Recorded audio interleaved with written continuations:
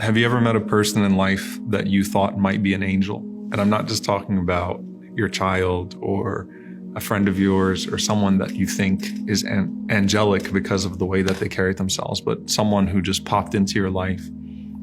You were stuck somewhere and they helped you, or someone that showed up somewhere in public and said something to you that you needed to hear in those moments, or someone that was sick or ill, or a recipient of charity and you thought, this person can't be a human being, and then they're mysterious. You don't see them before, you don't see them after, and you're left to think, wait a minute, was that an angel, right? I mean, it is possible that you might meet a shaitan, in the form of a human being, but like, have I ever actually met an angel in the form of a human being?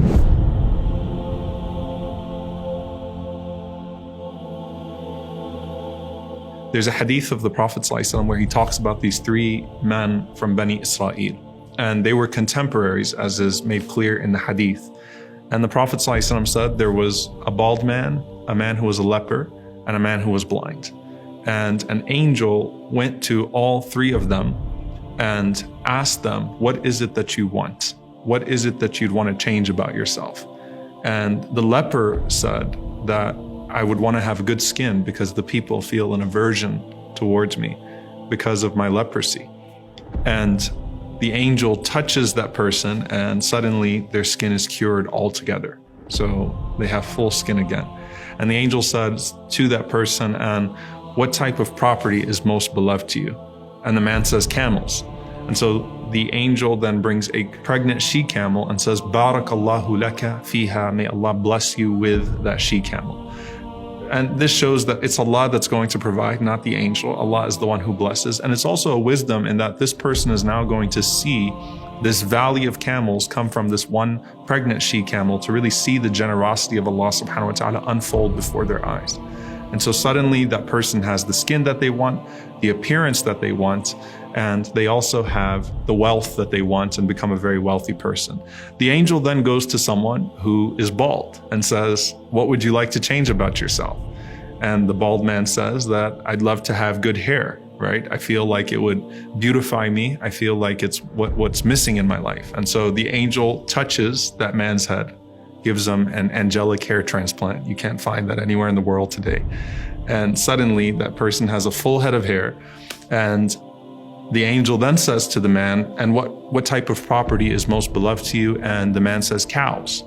So the same thing happens. A pregnant cow is given and the angel says, Barakallahu laka fiha, may Allah bless you with it. And suddenly he has an entire, plot of cows. And then he goes to a person who is blind. And we know that that is a very specific type of test. There are multiple rewards that you find in the hadith for the person that is blind and patient with Allah subhanahu wa ta'ala. Many scholars who suffered from this. And says to the blind man, what would you like? He said, I'd love to have my eyesight back, my vision back.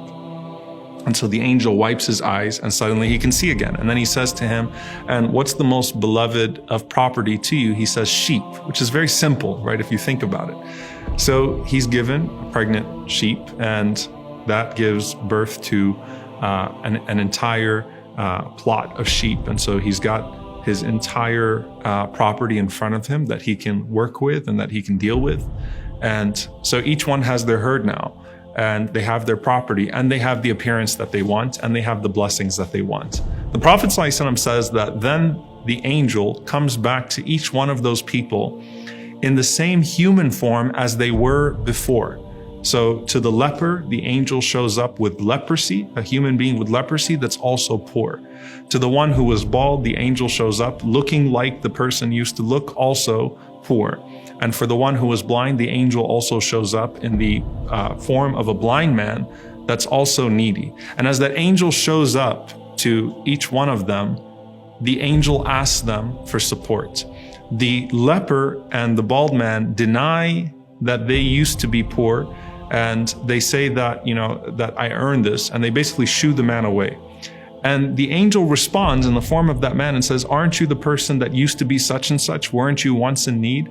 And that person denies that they were ever poor in the first place. And so the arrogance has overtaken them and they've forgotten the blessing of Allah subhanahu wa ta'ala. So the angel says back to them, if you are lying, then may Allah subhanahu wa ta'ala return you to what you were before. If you're lying about who you are, and if you are not just denying the blessing that Allah has given you, but not even acknowledging that you once didn't have these things, may Allah return you to what you were.